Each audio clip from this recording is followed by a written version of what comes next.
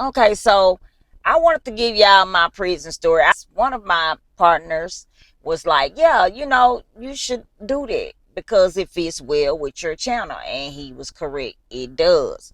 So I'm gonna give y'all today my prison story. How I got there and how it started. So I'm gonna start off with giving praises to the Most High because I would not be here if it wasn't for Him. And when I say that, I mean more than one way. I wouldn't be here, standing here today, and I wouldn't be the person that I am today.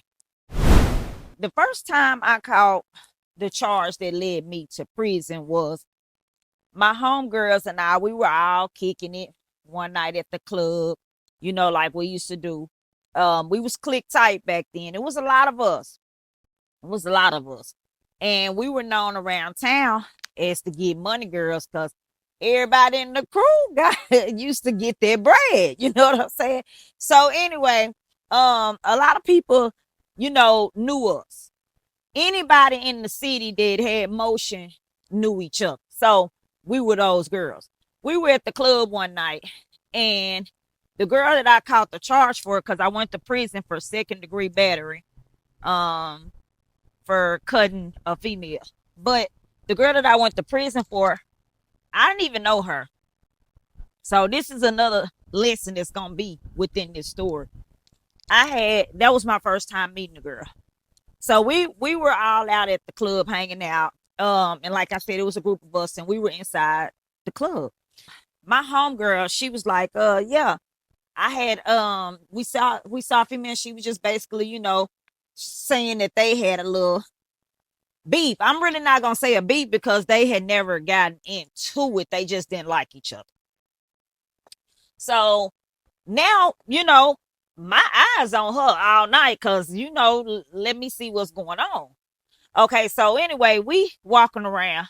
One of me and my other friends, which this particular friend that I went to the bar with, she, y'all, her demeanor is like, she funny.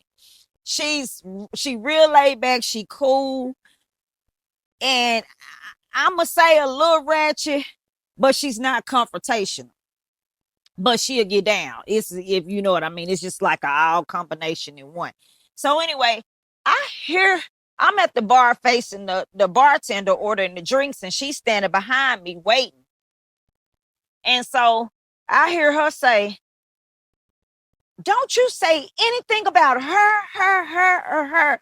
And I turn around, I'm like, who is this proper ass girl talking to? So when I look back, she talking to this girl. Keep in mind, my eye was already on the girl because my friend had already let me know this somebody that she had a little issue with. So I'm like, okay, so the girl walk on out. She go walk, do her thing, and go on out. Okay, we let this slide. But we go back and we tell everybody, what just transpired at the bar. All right.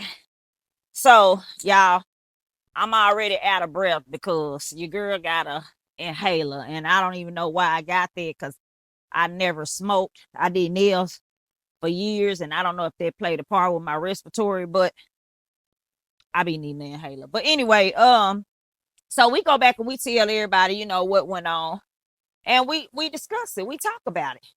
Next thing we know, she over here with another group of girls. Now, mind you, the group of girls that she over here with is my dude that's in the club, them his home girls, because he from a different neighborhood from us. But our hoods was like, real cool and stuff. So we was cool with some of them girls too. So anyway, she over there telling them something like, let's fight them or jump them or whatever she want to do. But I don't really think she realized that wasn't what she wanted to do. So, okay, word get back to us. He tell me, he like, oh girl, telling my homegirls, she wanted with y'all. He was missing a little bit. But anyway, now I'm looking back on it. But anyway, he like, yeah, so he like, just keep your, eyes and ears open, just in case she tries something. So that didn't sit well with me. So okay, I'm talking back to my crew. So we all talking or whatever. And as I'm telling her, my homegirl that was on, she did an interview with us. Her name Lucky on here. Um, her little sister was with us because Lucky was with us that night too. We was all together. So her little sister, she was 17, wasn't supposed to be in the club, but she was. So she ready to get in the mix. So I tell her, I tell everybody what's going on. She like, I'm a crack. I'm like, nah, you ain't even supposed to be in here. You sit your butt down. So anyway, she wasn't listening. So as we walking around, we see this girl again talking to some more people about us. By this time, we just gonna go and whoop her. She just got to go and get whooped. So okay, we ended up going and my homegirl just crack her. Boom, we get the whooping her. We stumping her out, kicking her, hitting her with bottles, and just doing a bunch of unnecessary extra BS. So in the midst of us doing all of that, I ended up pulling out my blade. Now, I didn't never take a box cut in the club, but I always had something with me. Whether it was a knife, gun, mace, whatever. I always had something when I go out with me. So I ended up pulling it out. And it instead of me taking the chunky box cutter, I took a blade, which was an eyebrow archer. Something that I could put right up against. But anyway, mama down there. So, I got on in, everything was good. So while we doing a little fight, I pull that out and I just go to cutting her up. So her white dress turned into a red dress. And she was really, really, really just getting the beats. So as we was doing all that, y'all, after then, the security and everybody started breaking it up to put us out. So we gonna get put out or whatever, and we leave. She go her way, I go mine. 2 weeks, nothing. I had got into some more trouble with a pistol charge. So I had that. I caught the pistol charge. So in the midst of me catching the pistol charge, I go to jail. I find out I got this battery charge warrant too. So the girl was telling everybody, like, she cut me up. She did this. She did. And I'm like, keep in mind, y'all, X pills and stuff like that was jumping back then. So I popped the X pill. I ain't gonna even lie to you. I don't know. I don't remember cutting her that many times, but I did. So I was telling everybody she was lying. Like, this girl is lying. She didn't get cut that many times. She just saying stuff. And, I got my motion of discovery and she had been cut. I couldn't believe it, y'all. So I'm like, damn, so she really did get cut. So, okay, I kind of got the feeling a little sorry for her until sis asked one of my homegirls to tell me to get her 4,000 and she won't go to court. Girl, we don't do that. So if anything, sis, you'll get whooped again. Like, so that's what I'm thinking about the whole time. That's what my mindset was on at that time. So after I end up catching that charge, I got a little water on my shirt. Don't mind me. But after I end up catching that charge and we end up in the police station or whatever, I end up going to jail for that. So I took them to trial because I had a lot of stuff going on. I had a pending gun charge. I had this battery charge. Matter of fact, I had 3 pending gun charges. But, you know what I'm saying? I had this battery charge too. And I want to say a dope charge at that time. I can't really remember. I'm not going to just say that. But I remember having a dope charge around that time because they had ran in somebody's house and I was in there. And that's how, I end up catching a dope charge. So in the midst of all of that going on, it's time to suit up and boot up for trial. So trial come.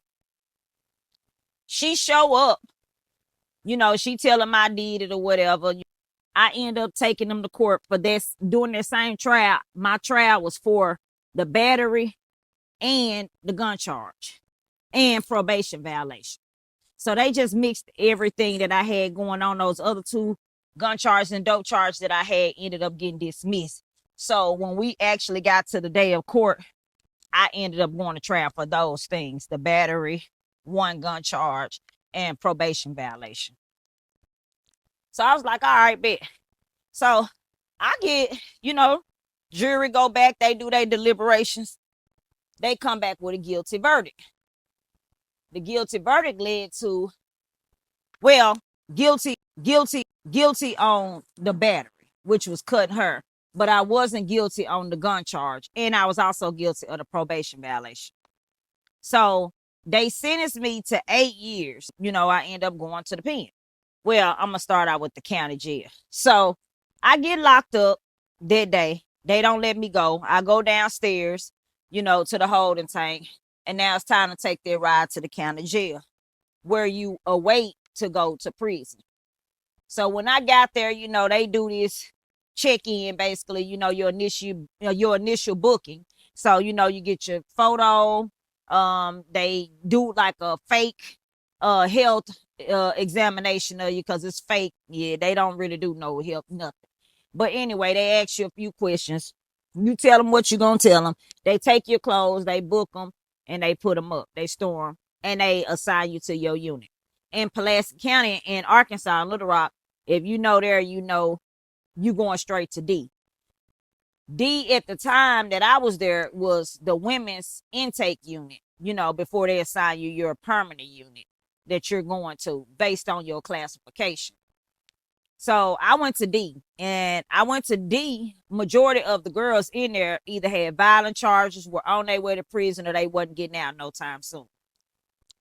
So, okay, so there I was awaiting, I think a few days later, I had a classification hearing to where they was basically saying you staying in D. So anyway, when I walk in, I'm looking around because I've been to jail. I've been to jail so much. I know the guards. I know. So it was like home, basically. So I walk in, I'm looking around, but I was really tripping because now it's starting to resonate with me that look at all these young girls. Like at the time, well, I'm older now, so they young to me now. But at the time, I'm looking like, damn, like we so young. Most of these girls in here going to prison or got situations going on. So it is what it is. So I get took up to my room. Now, mind you, my co-defendant, she was already in there. And so she had some other stuff going on too. From when I told y'all we was all like the little get money girls and all that stuff. And so, we all end up in the same unit or whatever. So we all, we ain't really, we in the county. We know we on our way to prison. Everybody got prison time. It's time to ride. So we got to make the best of the time. So while we in there, I remember we played volleyball with a deflated basketball, toe up our arms. Like we used to go to the barracks, y'all, with our arms swollen, our forearms just swollen, because we in there just really playing volleyball with this deflated basketball like it's a volleyball, and it's not. Okay, so we also, another thing we did to make time pass is we talked to the dudes through the toilets, and that was in other units, and we fished through the toilets too.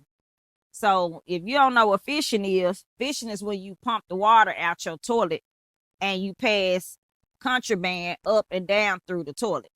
No water is in there, but you use the plumbing system and the pipes to lure everything that you're doing. And we used to do everything. Like we used to send lighters back and forth for the people that smoke. Shit, whatever you wanted. We candy, notes, like we did it all. One thing about inmates, they clever. So we did it all. We had to figure out what something to pass the time. And of course, commissary, we gonna do that commissary. So after we did all that, and I remember when I called home one day is when my ex-boyfriend. Well, I say ex because it was my ex later on down the line. But at the time he was my dude. Well, he told me on the phone, he like, hey, you all right? And I'm like, what's going on? And he like, yo, baby father just got killed. Well, that really just like tore me up because me and my kid's father, y'all, like we was locked in. Like we were night. I mean, like we was cool. And I know like he used to be like, baby mama, just ride that out. I got the kids. And I went into prison knowing that I had this security of help. A lot of people don't have that. And I realized that once I got there, like a lot of people are not fortunate to have, kids, fathers, or family members, or whoever that's willing to step up when you fuck up to help you out. And so, I did. I always have. I still do. So, they ended up coming.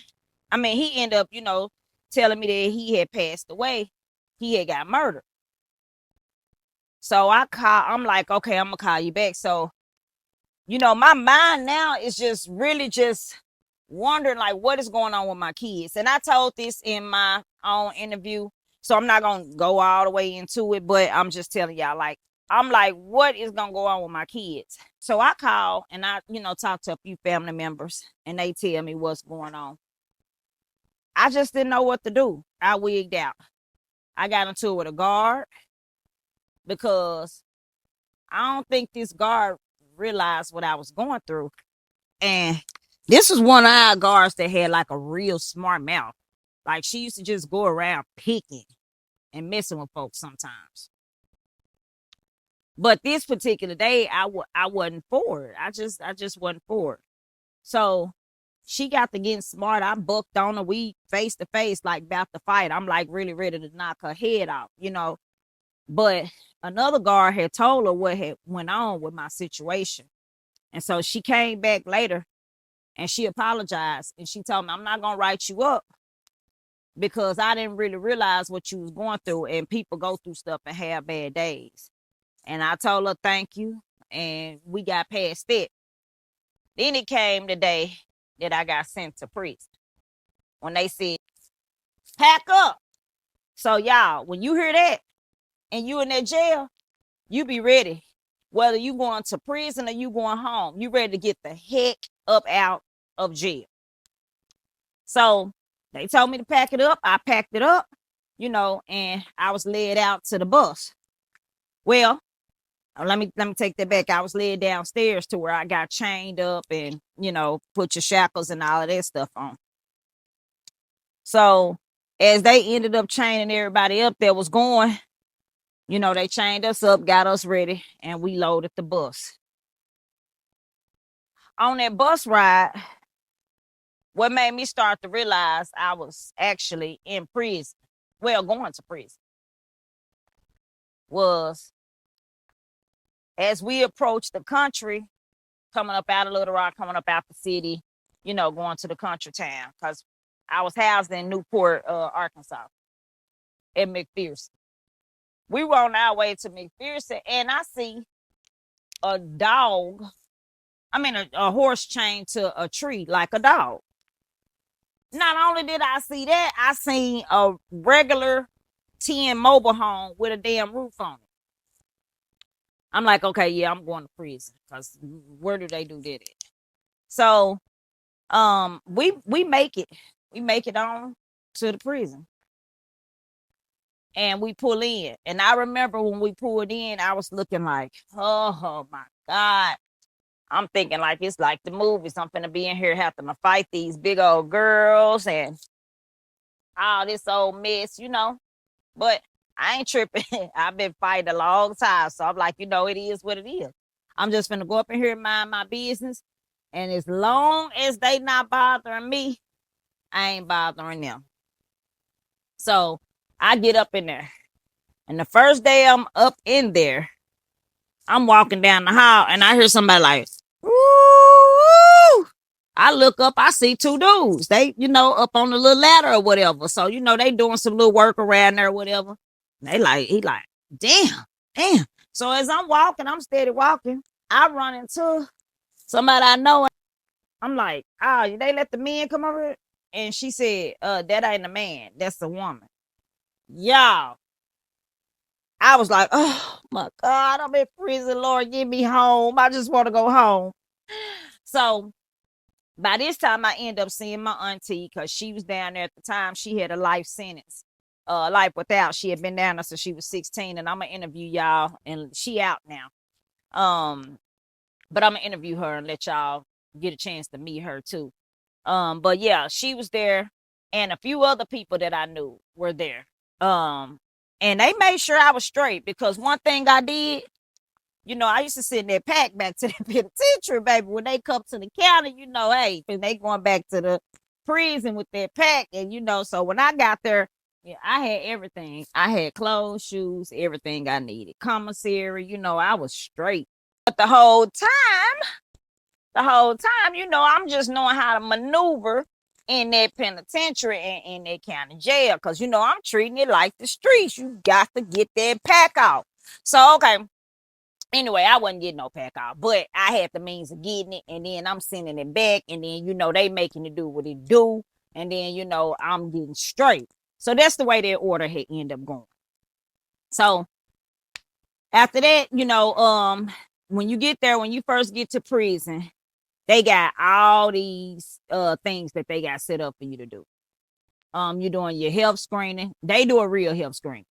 You do what else you do? Oh yeah, you do your classification, all that. But you put in for your time card. So I remember when I first got to my barracks, and I ended up meeting this lady.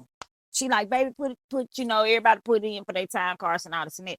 So she like, you got when you get your time card, don't pay no attention to their first time card. So I'm like, okay. So I do it anyway because I'm hard headed. So I get the time card, I put it in, and I see that my stuff say 8 years from this day. Okay, keep in mind, that's not what the court told me that I'm gonna be serving and I'm gonna be doing. So at this point, I'm crying. I'm like, oh my Lord, I got to do 8 years. I mean, I'm finna be here 8 years. So I'm just really crying. And she told me, she said, I told you don't look at that time card. I told you that. And I was like, yeah, you did. She was an older lady. I'm like, yeah, you did. She said, that time card is not right. You have to wait till you get classified with your good time, and then that one to bring your number down. So I'm like, okay. But me and this woman got real close, and y'all, I never knew what she was there for. I just remember her sleeping with a picture under her the bed, and it was 2 people on the picture. But this woman had murdered those 2 people. She was sleeping with that picture up. I ain't gonna go into that because that's a different story. But anyway, yeah, so that's what she was there for. But if you met her, you wouldn't have ever got that from her. Like that ain't. I wouldn't have never imagined that. I was just being nosy when I did that and figured it out and searched and dug and discovered that this woman was a killer. But anyway, so that is how I got to prison. Now, I got several other parts of this story that was going on, what happened in prison. And y'all got to stay tuned. Y'all got to. Because I'm telling y'all, the prison is a whole, when they say that world, that is really that world. It's a different world than out here. And, it either can make you or it can break you. And one thing that I always said was I was not letting it break me. So stay tuned. Y'all will get the